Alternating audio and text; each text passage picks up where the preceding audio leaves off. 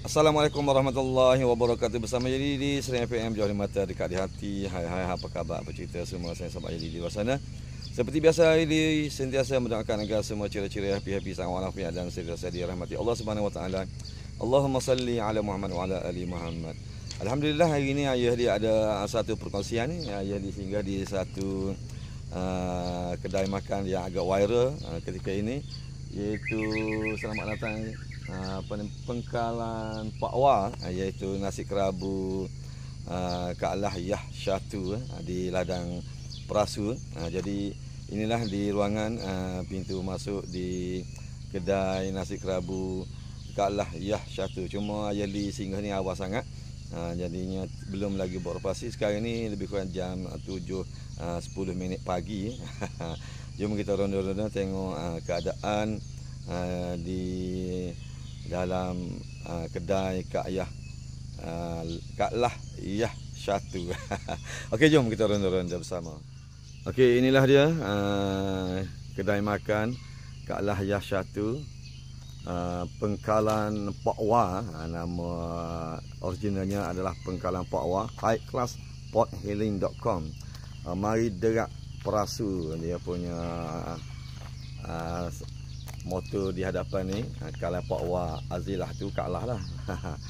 Ni selamat datang right kental ke kalau Pak Wah ni. Mungkin geng-geng mak motor. Okey, kita masuk. Di hadapan tu dia punya dapur utama. Kale Pak Wah.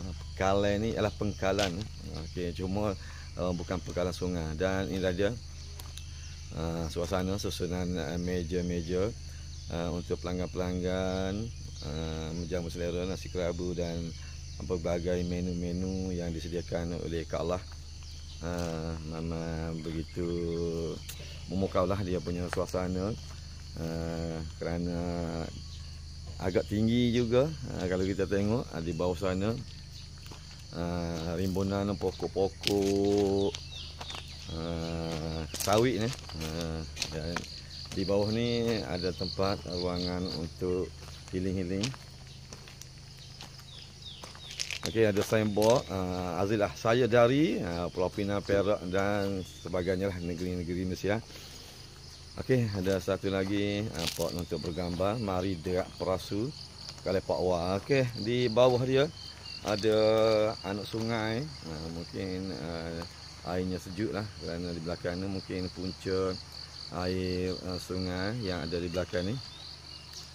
Dan memang begitu memukau lah dalam keadaan dikelilingi rimbunan pokok kelapa sawit dan jauh daripada jalan utama.